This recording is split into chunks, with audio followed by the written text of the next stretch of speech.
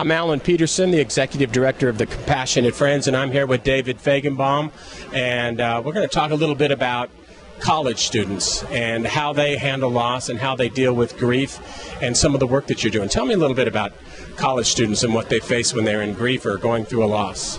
Sure. So losing a loved one at any age is difficult, as you know, but losing someone during college can be particularly difficult for a few reasons.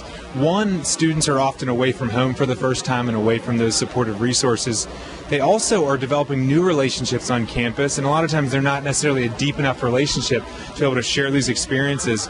And then on top of that, there's this overwhelming sense that you're supposed to be having the best 4 years of your life in college, and that you're partying and you're having a good time, and there's really no time to tell someone about a loved one that's getting chemo.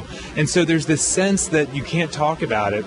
And what really, I think, maybe is the most difficult part is that since no one's talking about it, even though there are quite a few students dealing with it, every single one of them feels completely alone.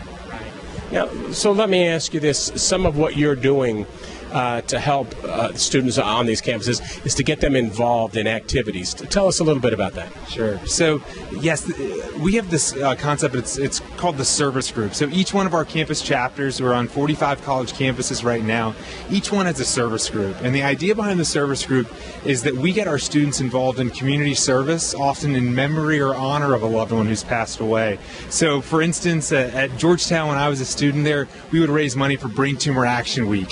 And we would go out and we would go to service events in memory of my mom. We put on a boot camp to beat cancer. And it was this idea of being able to do a proactive service event, be proactive for the community, fight back.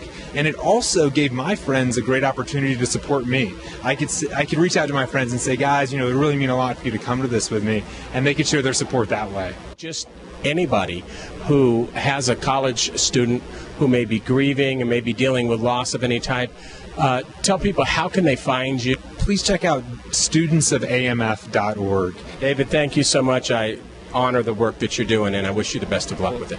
Well, thank you so much. And, of course, I've just been so impressed by the work that you've done, and to have this come from you is such an honor.